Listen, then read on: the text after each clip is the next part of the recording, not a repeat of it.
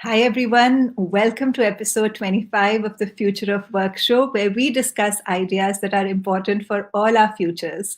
And in the show so far, we've discussed ideas as diverse as entrepreneurship, innovation, human robotic interaction, along with several softer issues like what will the leadership of tomorrow look like? What will HR of tomorrow look like? What will the employee experience look like? Hi, I'm Shalini Lal, a co-founder of Uncube, an education and advisory firm around the future of work. And I work there along with my co-founders, Jaspreet Bindra and Papia Banerjee. Now for today's show. Today's guest is really, really special, and we start off this season, to be honest, with a bang. Let me just bring him in. Good morning, Professor Guillen. Good morning. How are you? So happy to have you on the show, really. I'm really delighted to be here. Thank you so much for inviting me. No, thank you. And I must tell all of you, Professor Guillen is the holder of the Zanman Endowed Professorship in International Management at the Wharton School. He received a PhD in sociology from Yale University and a doctorate in political economy from the University of Oviedo in Spain. Professor Mauro is actually considered one of the most original thinkers in the Wharton School.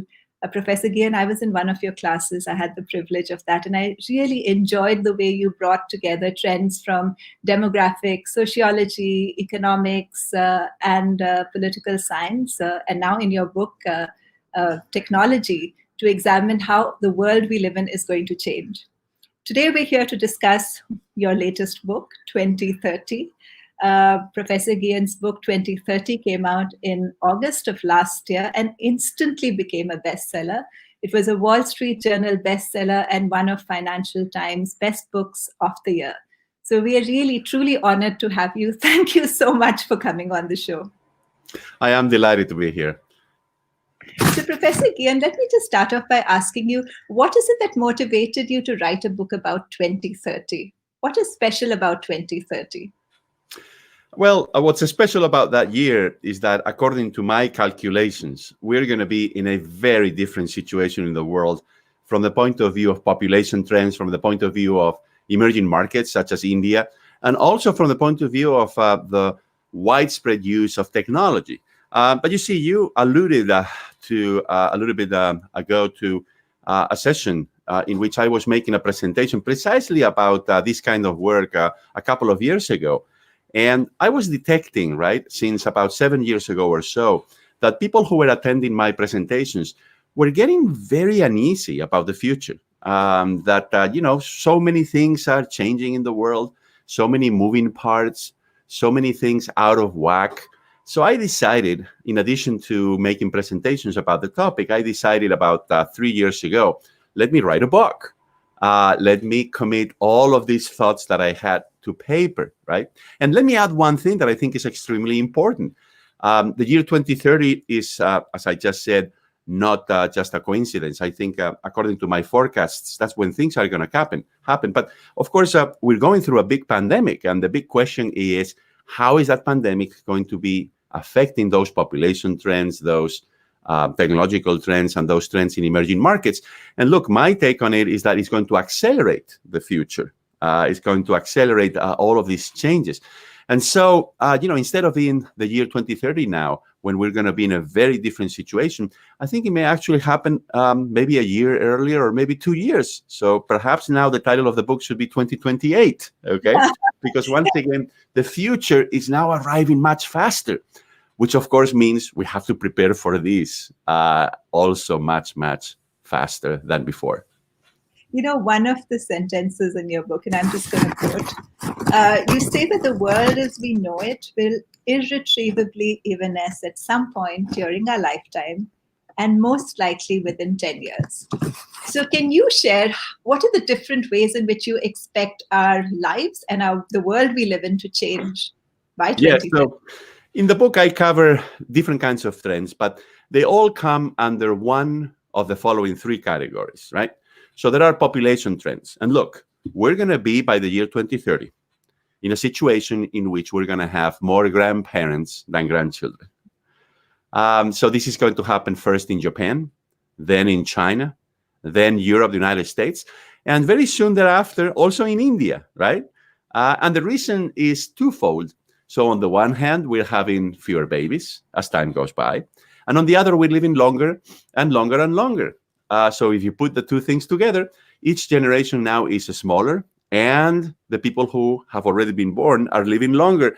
So we're going to have, in India, for example, 25, 30%, even more than that, of the population and above the age of 60. So that segment is going to become the biggest segment in the market. That's one change, population change. Another big change is the role of women, and we're going to talk more about that later.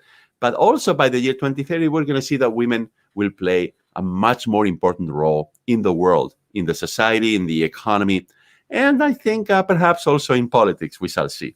Now, another big change, emerging markets. So for the longest time, Europe and the United States have been the largest consumer markets in the world. Every company has been making decisions in terms of that consumer, right? Every brand in the world has had the American consumer, for example, in mind for the last 50 years. But now China and then India will become bigger. So brands will start paying more attention to the Chinese consumer and shortly thereafter to the Indian consumer than to the European or American consumer, because there's going to be more of them. It's as simple as that, right? And then lastly, the book also covers technological trends. Now, we're all using these platforms now to communicate, like right now. So we can see that the pandemic has accelerated the use of technology. But it's not just these digital platforms. It's not just how we shop or how we work. It's also big data, artificial intelligence, automation, right? I could lose my job because perhaps many introductory classes will be taught by a computer in the future. And not only that, we also have nanotechnologies, which is new materials, right? 3D printing. We have all of these things that I think are going to converge over the next few years and are going to create a very, very technologically driven economy. And it's going to change our lives. When I read your book, by the way, I absolutely loved the book. And I was just fascinated by how much change business leaders are going to have to work with. So I was wondering if you have any thoughts for business leaders in particular. How can they prepare for a world where there are so many trends which are colliding, as you say, and coming together to create a world that looks nothing like anything we've seen in the past? Yes, I think business leaders and managers at every level inside of organizations will need to think very carefully as to what is it that they need to do in order for their firm to survive and to adapt in these new circumstances, right? Because yes, technology is changing, but the consumer is changing, markets are changing. And really importantly, also, workers are changing, right? So let me just choose one of those examples, right? Which I think is really important from the human resource management point of view.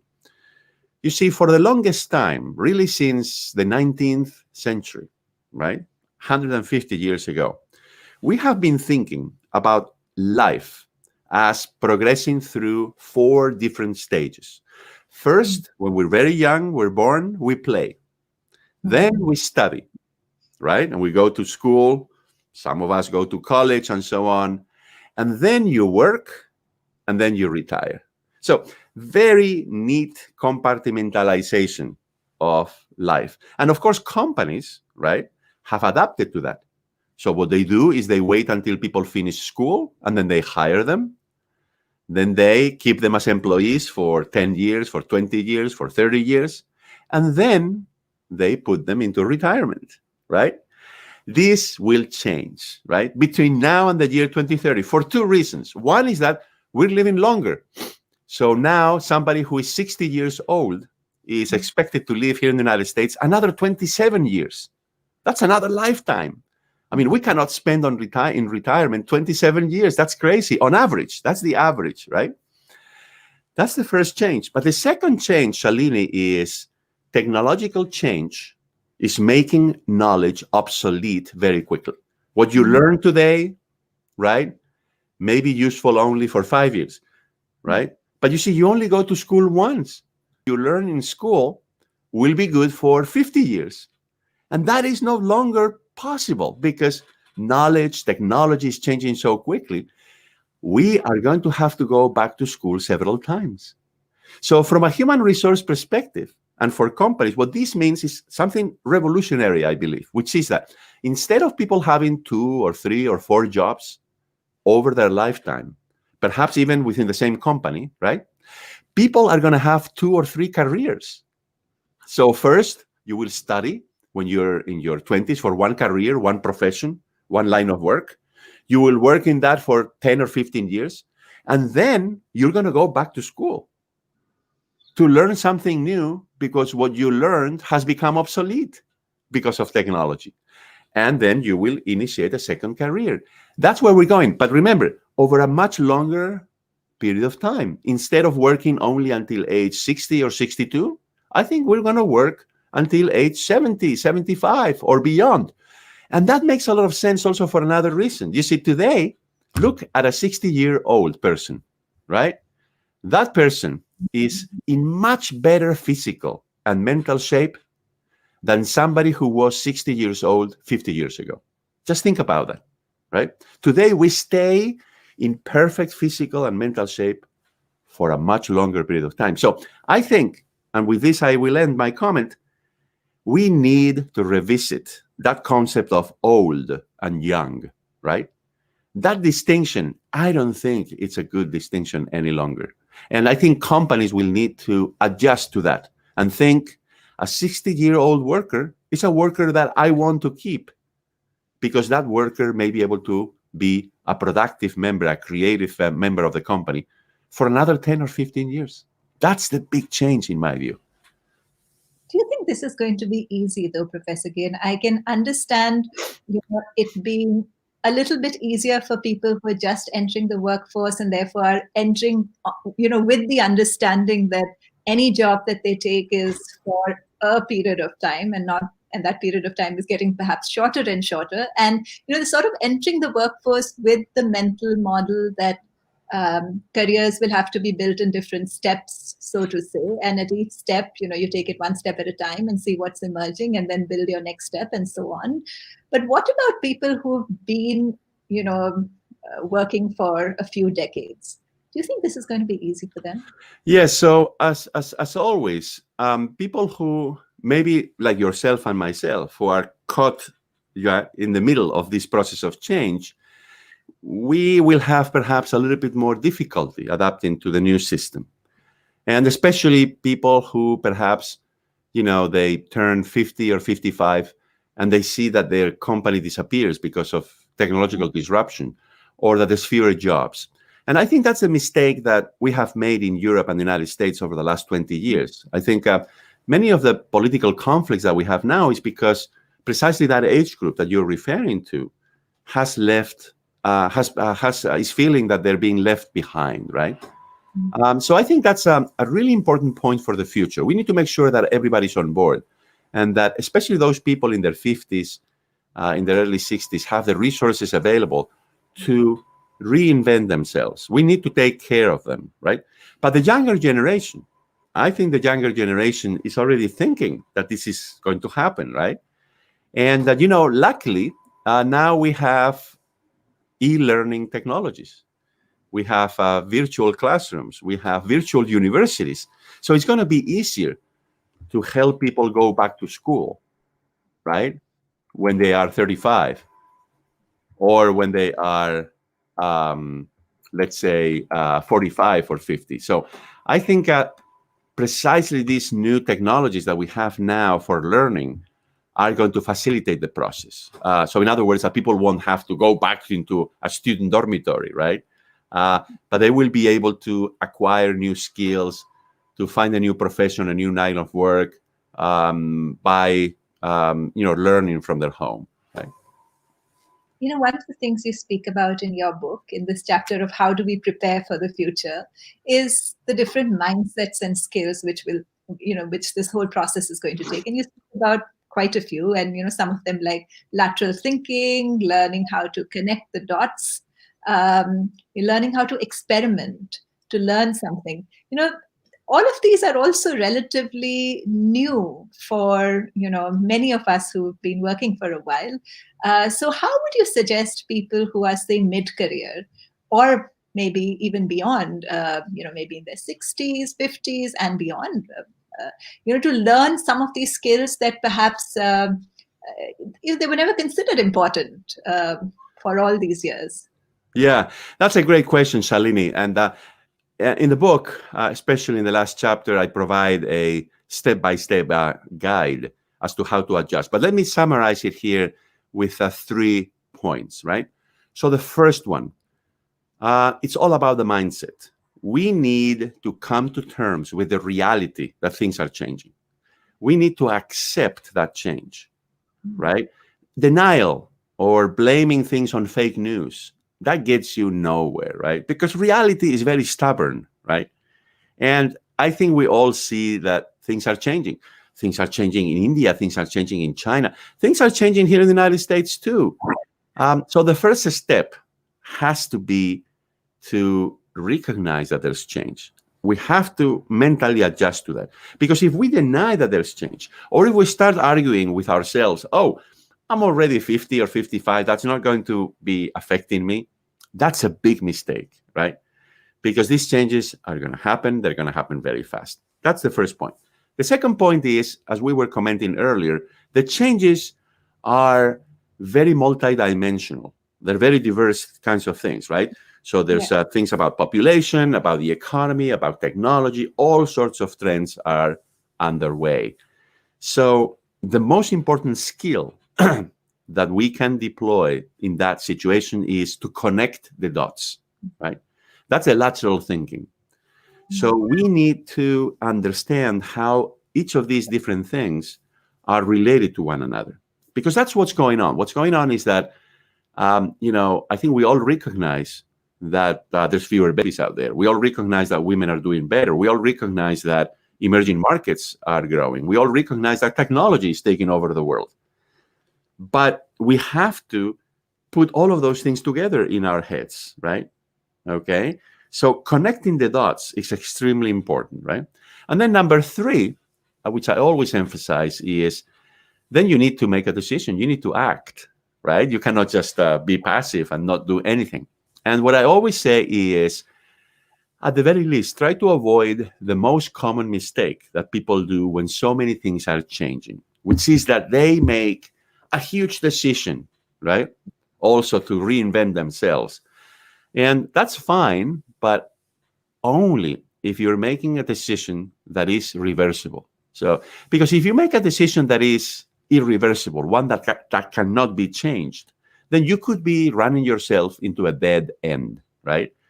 Because again, you don't know for sure what the future will bring. So whatever decisions people make, they need to be decisions that they can at least partially reverse. You need to be able to engage in something that is called course correction, right? That is extremely important. And I think that principle applies for individuals. It applies for companies as well. So companies, I would urge them, don't make decisions today, given all of these changes, that are irreversible. You need to be thinking about the next steps, right? So never run yourself into a dead end, into a corner. Professor Guillen, for a number of really successful established organizations, they've gotten there because they were really successful in a particular space, and they could manage things like scale efficiently. But it isn't necessary that their leaders are, as outward looking as you suggest. And, in your book, for each chapter, there's a trend, and you speak about how that trend is going to impact the markets. Yeah. So how would you suggest that leaders become, how do they even begin to track trends like these, besides, of course, reading your book, but, on an ongoing basis? Yeah. How do you do that? Look, I think for organizational leaders, I think it's really important to realize a couple of things. The first is that as human beings, we all have our biases, right? And our biases and our weaknesses oftentimes prevent us from understanding what's going on in the world, and therefore from adjusting. That's at the individual level, right? We're all human beings, right? and we're subject to these psychological biases. But when you are in an organizational context, the individual biases multiply, right? And they interact with one another, because now you have a collection of individuals, in some cases, hundreds of thousands of people working together, right? And even within the top management, of a company, you may have, of a large company, you may have 200 people or 300 people. Mm-hmm. And then, so you have to avoid groupthink, one very important thing. So groupthink is that everybody starts thinking alike because they work for the same company. Mm-hmm. And that is something that limits your ability to adapt, to change, right? So I think leaders have to do two things. One is prevent groupthink from spreading throughout the organization, right? That's number one. And number two, send a very clear signal that change is on the way, right? Internally to the organization in response to the external changes, all of these transformations that we've been talking about. If people inside of the company don't hear that from the leaders, they're less likely to adjust themselves. So I think it's really important, once again, to avoid groupthink. And number two, for organizational leaders to send a very clear message from the top. Wonderful. I think both are very, very valid and very good ways to have a diverse conversation at a senior level. So to be outward looking, communicate the fact that there is change which is coming at a scale which we haven't ever experienced, and for which many organizations may not be ready, and have those conversations which bring in those diverse viewpoints. We have a lot of comments and views, and I'm just going to read out some of them. Interestingly enough, all the change is imminent. A lot of business leaders seem to be stuck in their old ways. Yeah, probably. Papia, hi, good to see you here. Great to be part of this chat, Professor. What do you see as trends for environment and sustainability? Okay, that's a great question. And let me just add one thing about the first comment that you mentioned, that yes, leaders tend to get stuck. Because again, I mean, we're human beings at the end of the day. And when you put a lot of human beings inside of an organization, then they behave like human beings. And we try to preserve or try to cling to that past, which we really enjoyed when we were successful. And we tend to be thinking, oh, yes, there's this big disruption. How can we go back to where we were before when we were so successful? And it's impossible to go back, right? I mean, this is my message. You cannot turn the clock of history back. There's only one way, and it's forward. And you always have to be forward-looking. And if anybody promises you that you can go back to the good old days, that's not going to happen, right? That is just simply not going to happen. So to the question about sustainability, I think this is becoming a very pressing issue in several ways, not just, for example, in terms of the environment, in terms of climate change, in terms of the quality of water, and so on and so forth, but also sustainability more broadly defined of businesses, right? The long-term financial sustainability of a business, the fact that companies should be taking care of the talent that they have, right? And should always be looking forward to acquiring new talent, because especially in this rapidly changing world, you will need different kinds of talent inside of your company, right? Inside of your organization. And then lastly, I think sustainability in society, in the sense of this big problem that we have right now, which is rising inequality, which the pandemic is only exacerbating. And I think we have not yet created the conditions for a sustainable economy and society in which we don't have so many people who feel that they've been left behind. As you know, inequality has been rising around the world for the last 20 or 30 years. And I think it's already at extremely high levels, but the trend continues, and the pandemic has only made matters worse.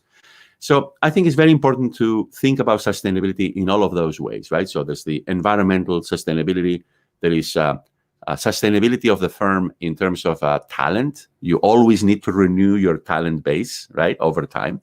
And then lastly, sustainability in terms of inequality. I mean, we need to share the benefits of all of these great things that are happening more widely across the population. So if you want, Shalini, let me know, but I'm happy to dig deeper, especially into the first part, which is environmental sustainability, because in the book, as you know, I devote a lot of attention to the problem of climate change. Yeah, in fact, those are the two chapters which, I mean, it's real and it's worrisome. The rising inequality and the fact that this trend is likely to continue, and you speak about that and what its implications are going to be on, how some of the great stuff which might happen over the next decade will not actually be shared by everyone, but might be available to a small Yeah, number. if you allow me to put the two topics together, some parts of the world will be more severely affected by climate change than others.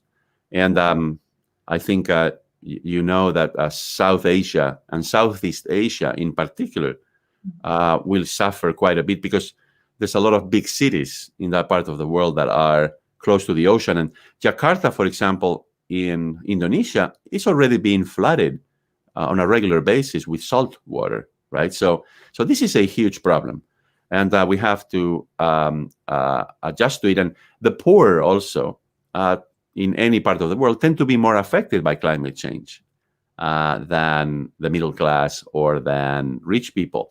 And so climate change has the potential of, I think, increasing inequality. But not only that, also, I think, generating a new trend, which is climate refugees. So we will start seeing people who move away from certain parts of the planet, not because there's political problems, not because they are looking for new opportunities, but rather because the climate there has become such that it can no longer support that large number of people.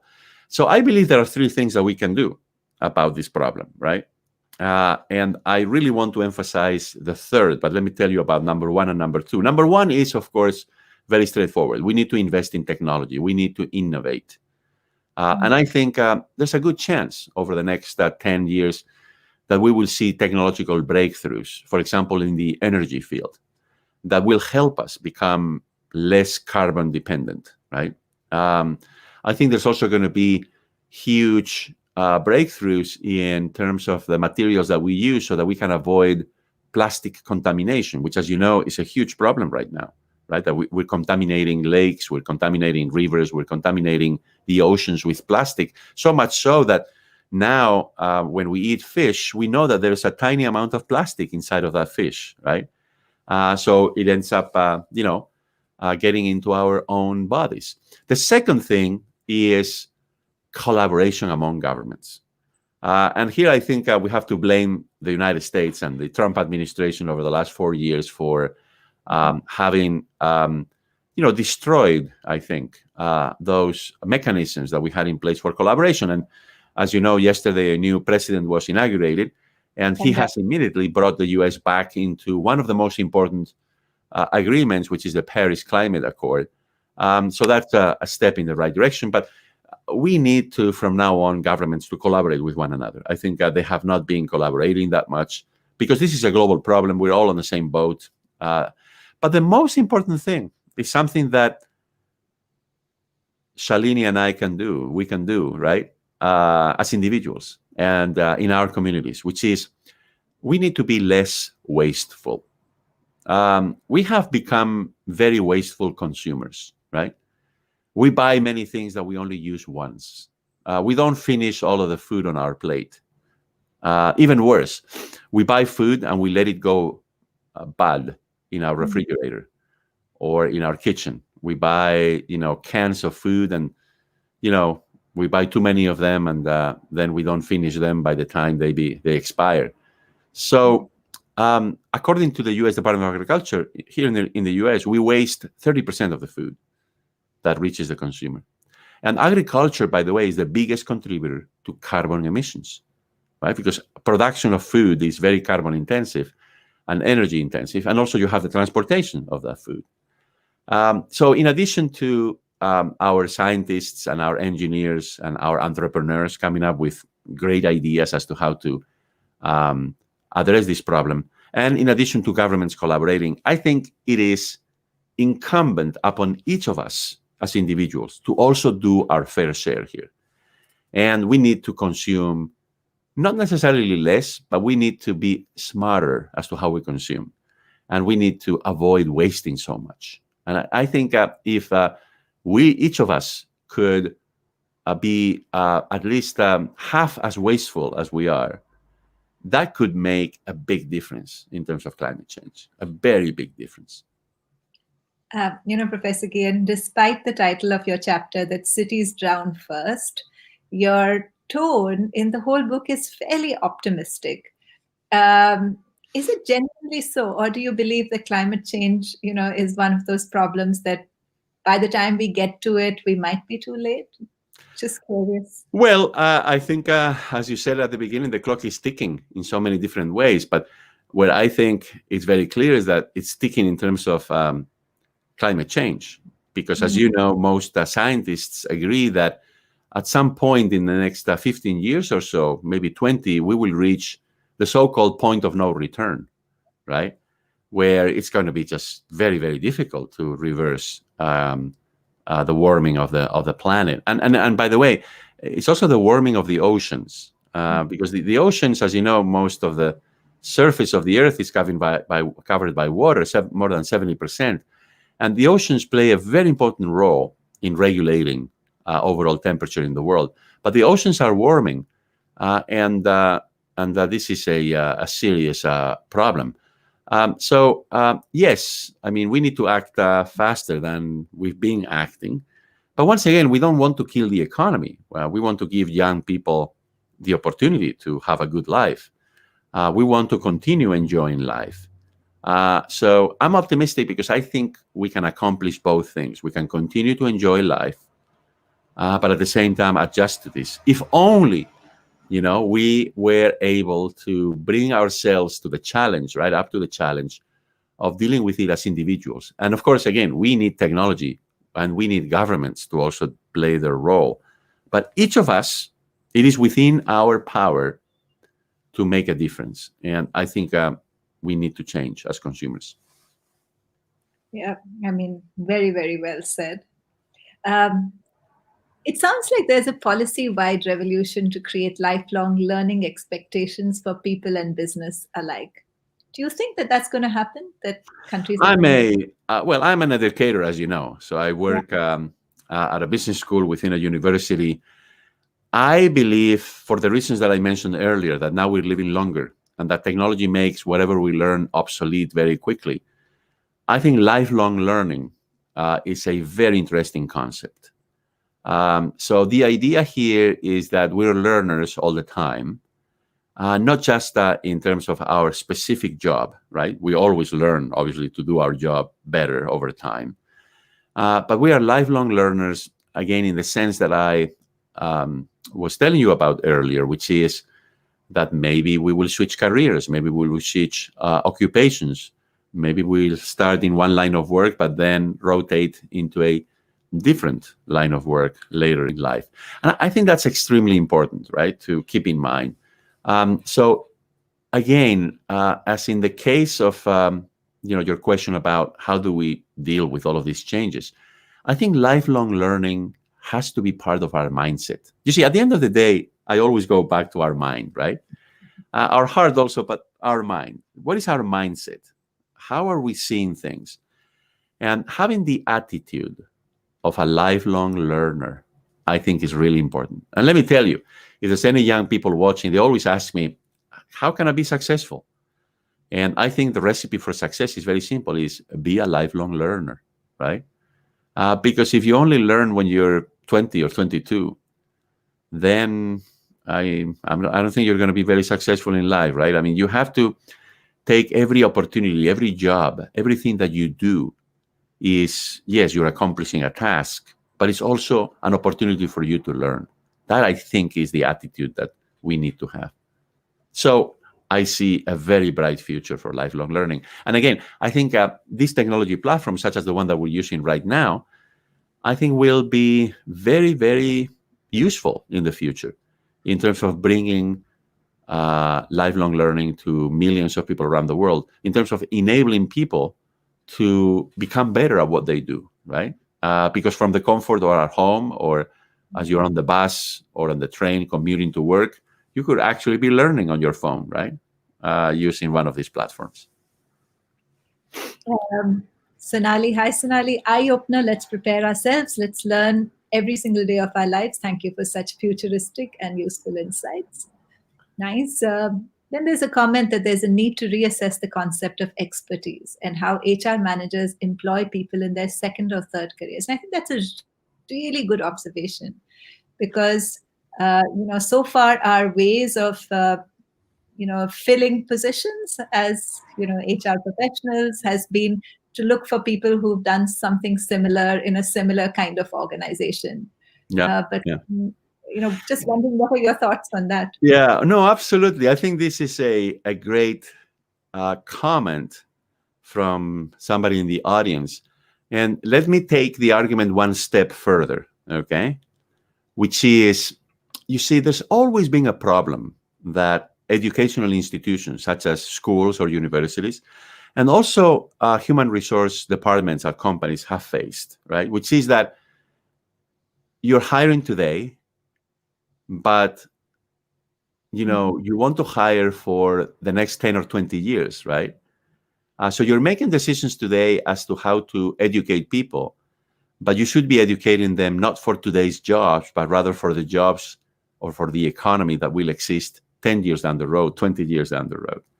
So that time-related lag, right? It's like the jet lag, right? So that lag there is just very difficult to overcome because how can you plan, right?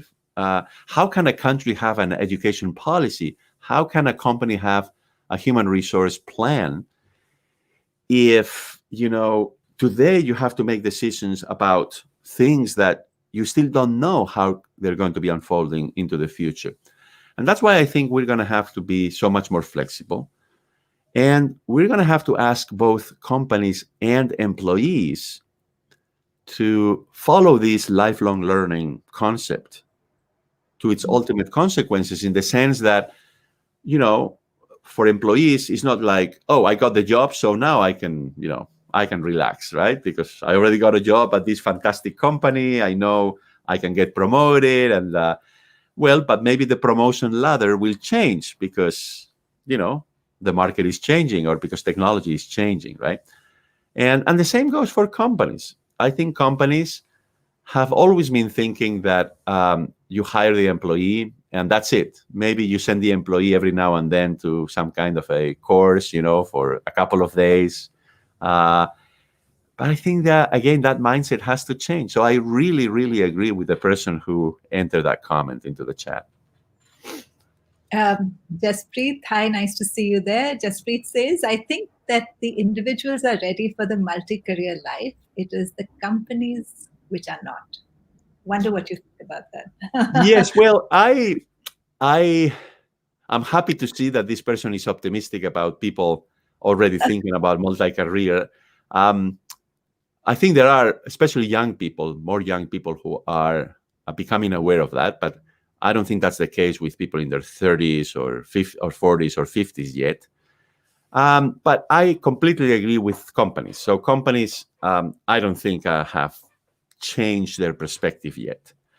And I think the most clear manifestation of that problem is that companies, once a worker turns 55 or 60, they start looking for ways to get rid of that worker, right? They don't want to invest in that worker anymore. They don't send that worker to a retraining program. They don't, promote that worker. They just, write that worker off, right? Literally, right? That's what they do. And as you know, and this happens, of course, very clearly in Europe, but also in other parts of the world, they look for ways to retire that worker, to put that worker into retirement, right? Oftentimes with the help of the government, right? Because the government provides the pensions, right? So I think that is the clearest manifestation of this problem, that companies have not changed yet, right? And look, here's the point about this example.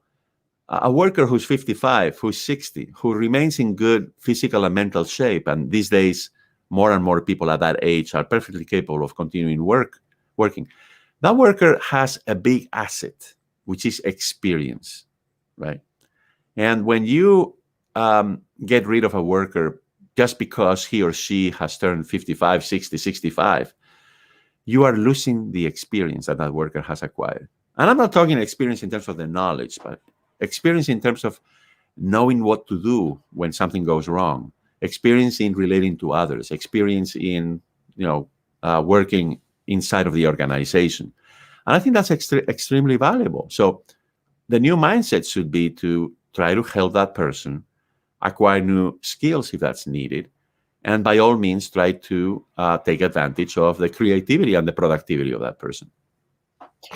You speak a lot in your book about how, the world is getting more gray because, as you said, we are headed to a time when they're going to be more grandparents than grandchildren.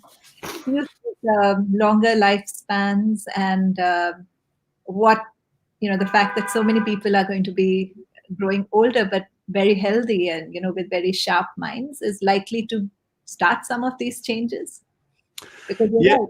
I hope so. And by the way, I mean, one thing that I think is really important to keep in mind. So people above the age of 60, in addition to being workers, in addition to being consumers, they're also voters, right? So in India, they vote. Here in the United States, they vote. In Europe, they vote.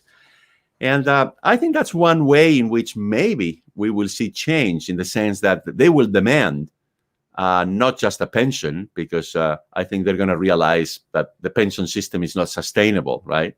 When you have so many people about that age and so many fewer young workers. So they're gonna start asking, I think, also demanding that the rules change so that they can continue to be productive members of society. And think about it. If you turn 60 and you still have 25 years ahead of you on average, right?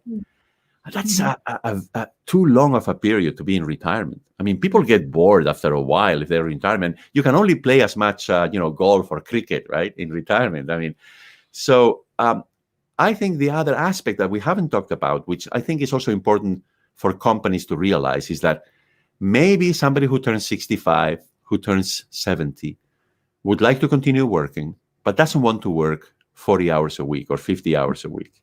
They want a more flexible arrangement. Maybe they want to work only 2 days a week, or they want to work only 4 hours a day, right? And I think with new technology, we can make that happen. I think there's more flexibility that this technology allows us. So I think companies also need to learn how to use more workers, especially above the age of 60, on a part-time basis. Because I bet you there are a lot of people out there who would say, I don't like the two extremes. People who are age 60, 65, they don't like the two extremes. They don't like the extreme of continuing to work full-time, and they don't like the extreme of going into retirement. They want something in between. So I believe that, for example, now remote work, right, with all of these platforms, may provide us with an opportunity to have a lot of people above that age working on a part-time basis. So I think companies also need to change. They need to become so much more flexible, so much more willing to consider alternative models of work. So one of the things I really wanted to ask you about, because one of the trends in your book, which I was very happy about, was your prediction that by 2030, women will own more than half the world's wealth. Yeah. What do you think are going to be the implications of this for a society or for business? Yes, there's going to be many implications.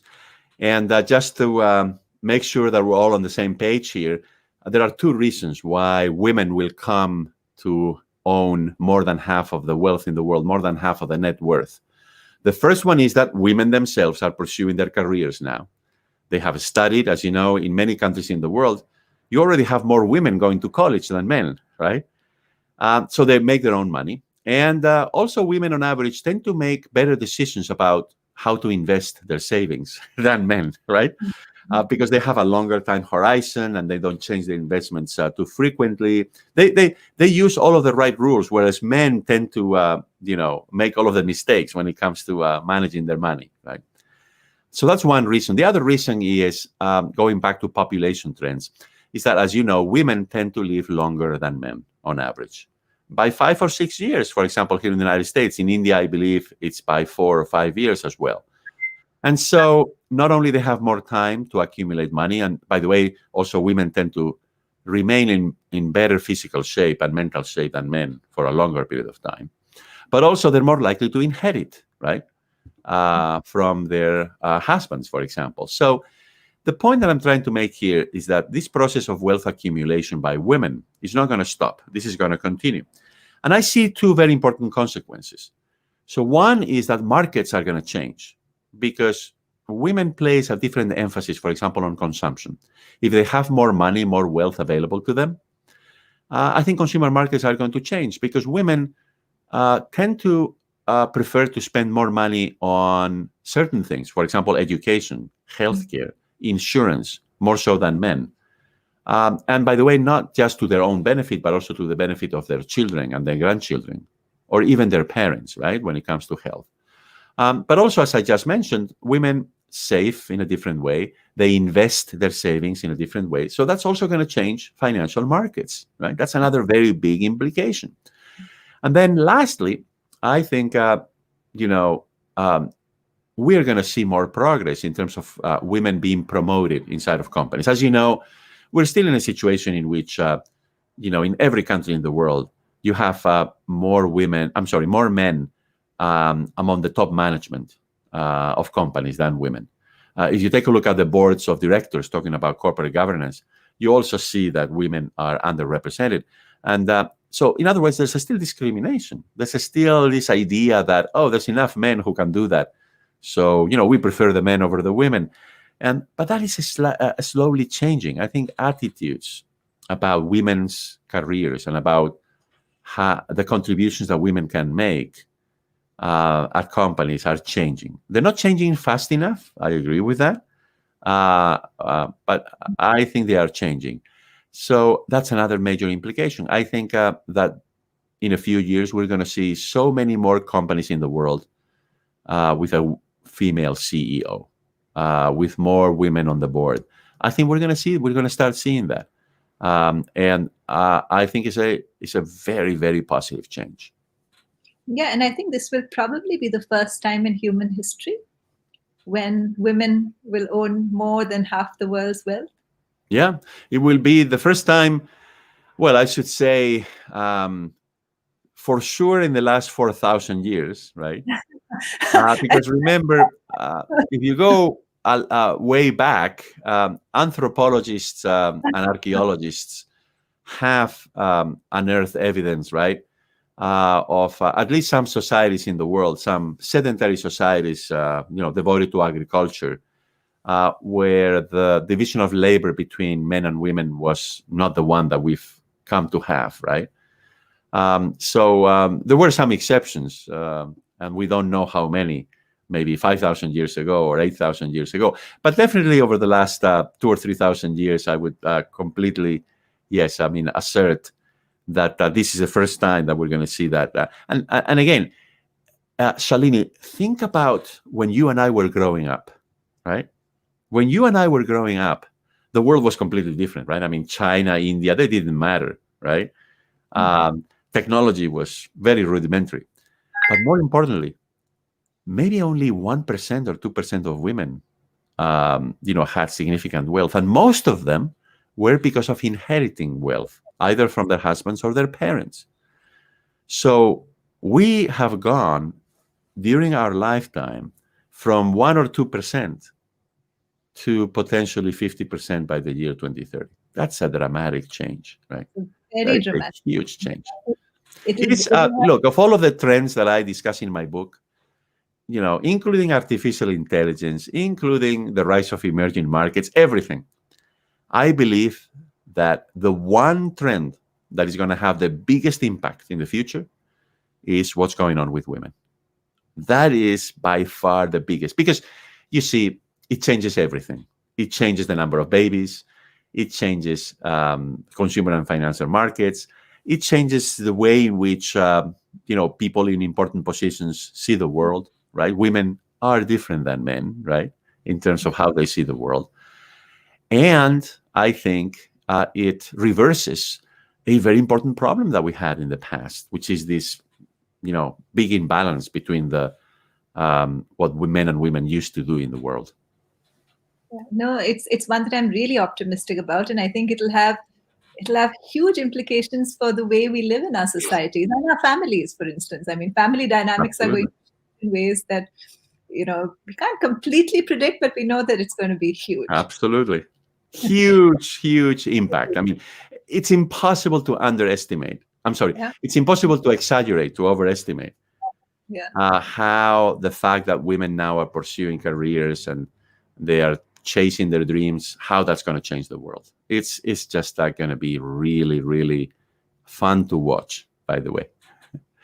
And of course, yesterday we had the first vice president woman in the United States, also a Black American and a South Asian heritage American. So many firsts there. But I think, since we're on this topic, the fact that is the first vice president who's a woman, it's really important, right? Yeah. No, I think that's one I'm really, really excited about, amongst many which are actually quite worrisome, the trends that you speak about. So, Professor Guillen, you've always spoken about demographics being such an important indicator of where the future is headed. And to be honest, that's not a very, that's a different perspective from perhaps the more common perspectives about, let's look at the economy, let's look at technology trends. So do you want to speak a little bit about what you're predicting in terms of the demographic trends that are going to shape the world in 2030? Yeah, so we've already talked about two of them. Population aging, so to speak, right? More people above the age of 60. And then, the gender dynamic, which is also, of course, a demographic variable.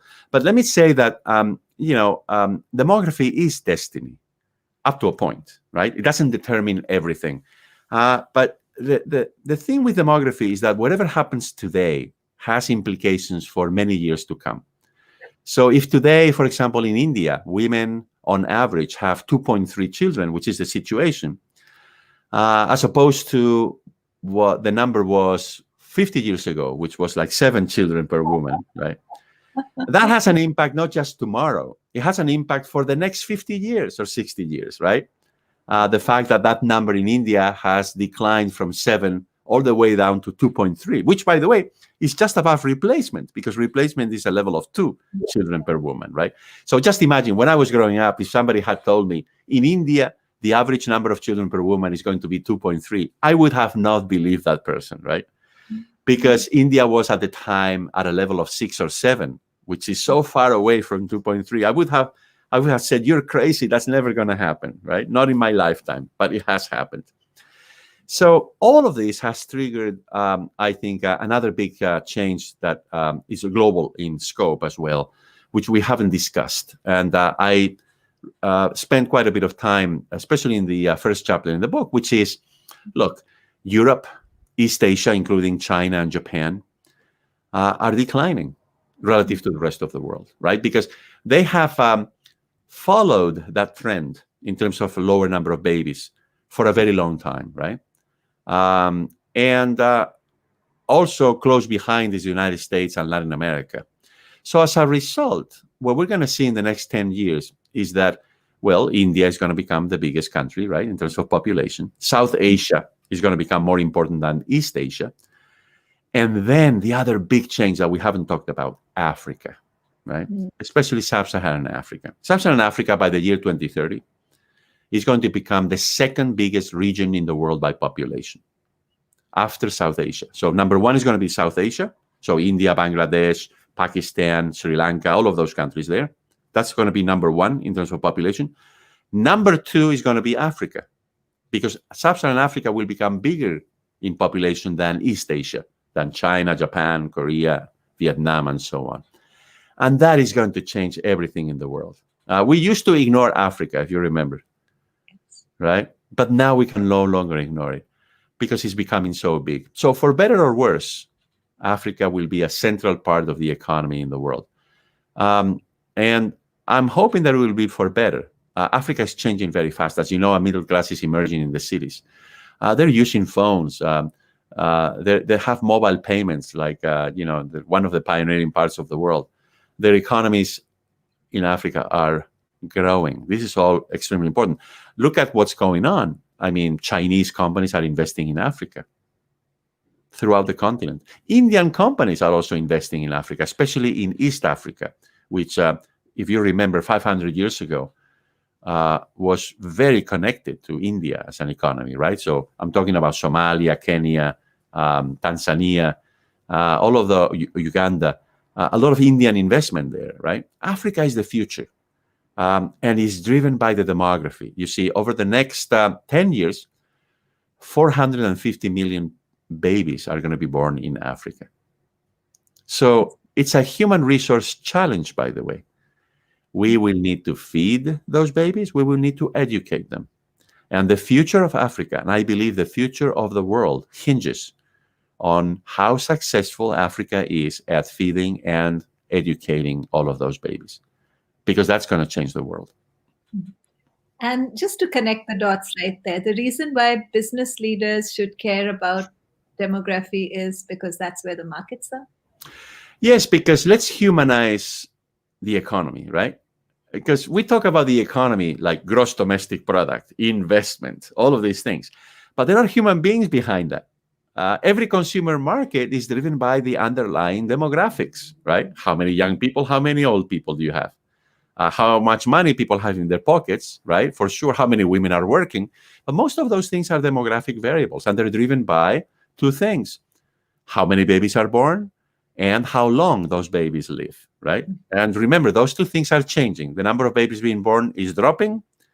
The number of years that we live on average is increasing. So those are demographic variables, and they affect every consumer market.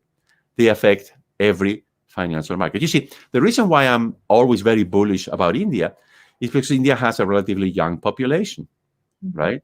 Compared to China, for example. I'm less optimistic about China in the very long run, because I think they're going to have trouble adjusting to a very, very rapidly changing population composition, right? So every financial market, every consumer market is about people. And so we need to understand demographics. And, you know, the most obvious example is marketing. How can you do marketing without understanding the population? It's impossible, right? Because the population is the consumer.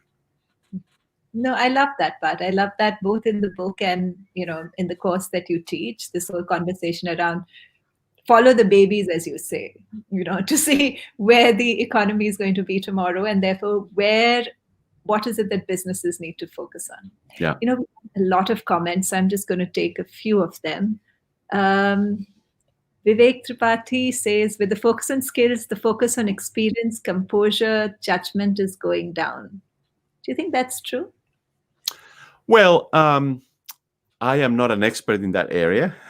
But I think we need to understand, if the comment is about young people, for example, I think we need to understand that every generation is different, right? So we cannot, so I'm a parent, I have children. I cannot look at my children through my own eyes. I cannot assume that they are seeing the world in the same way that I saw it when I was a child, or that I see it today, right? I think it's very important for us to put ourselves in the shoes of that younger generation, right? And try to look at the world through their eyes, right? In other words, I'm trying to say that people in our generation, Shalini, we should try to behave as millennials, right? Or we should try to understand the world through their eyes, because they are the future. We're not we're the future also, but yeah, also less so, right? Younger people are really the future. And look, they were born in a very different moment. That's why their generation is different. But not only that, they're facing different challenges and also enjoying different opportunities than the ones that we faced. So we need to understand that. And unless we understand that, then we're always going to see that they're different than us. Of course they are, right? But going back to the question, I think it's also a matter of education, and it's a matter of lifelong learning as well, right? So as human beings, you know, we also need to adjust to one another, and we need to be, well, polite, and we need to be understanding, and we need to be able, as I just said, to put ourselves in the situation of the other person, even if that person is very different from us, and to try to see the world through their eyes. And that way we can cooperate. That way we can collaborate. That way we can get things done. And by the way, this is very important inside of organizations. Remember the movie, The Intern, with Robert De Niro and Good. Jane Hathaway, right? Amazing movie about this retiree who goes back to work, right? And that's where you see this clash of generational perspectives, right? It's really important, I think, for different generations to try to understand one another, especially, and this is really, really important. You see, in the past, we used to have maybe 3 generations of people living together at one point, right? But now, because people live longer, now we have 4 or 5 generations living together at the same time. So it's actually more confusing and more complicated, right? So that's another implication of the fact that people on average are living to age 80 as opposed to age 50. Mm-hmm. You have another generation and a half there in the mix at any one point in time. That makes a big difference. It's so fascinating. But I do realize we are on the hour. So just want to ask you any last thoughts that you'd like everyone watching to leave with? I would just leave them with something that you've mentioned, optimism, right? I think optimism is, realistic optimism, right? Not optimism just for the sake of being an optimist. So realistic, well-grounded optimism. Look, this is a world of opportunity. I think as human beings, we can aspire to change our environment, to change the way we live our lives in such a way that more people can enjoy a good life. I think it's beyond our powers, right? And so, once again, what I would advise people to do is try to connect the dots. Try to think laterally, as you and I have been doing over the last hour. Mm-hmm. That is the key to understanding what's going on in the world. And unless people understand what's going on, it's going to be very difficult to make decisions, to adjust, to adapt. So lateral thinking, connecting the dots, open yourself up to all of these changes that are going on in the world. I think one can be a realistic optimist. So well said. That whole stream is present throughout your book, the whole optimism, even when you speak about trends that are actually very hard to feel optimistic about. So thank you, Professor Guillen. That was wonderful. It was such an interesting conversation, and I know we could just go on for a long, long time, but I am mindful of the fact that we're on the hour. So thank you so much. I'm sure all our viewers really enjoyed everything that you shared. It was a very different perspective. I love the way you bring together, demographics, sociology, economy, emerging technology, politics, and you bring it all together to give your view of what the world will look like in 2030. And true to form, it's a very optimistic view of what the world will look like. So thank you so much. Thank you so much, Shalini, for inviting me. It's been a pleasure. Thank you. So I hope you really enjoyed the show today. And if you did, please feel free to share it on your page, like, comment, and share. And if you want to take a look at any of our past episodes, you just need to visit Uncube's site and you'll see the past 24 episodes. The next episode is on Thursday, and our guest is Professor Vijay Kumar, who's the author of 101 Design Methods. And we're going to speak about innovation and where does design thinking and innovation come together and where are they different. So if you're interested in preparing for the future and some of the skills and ideas that will be helpful, do make sure you join in. Thank you. That's it for now.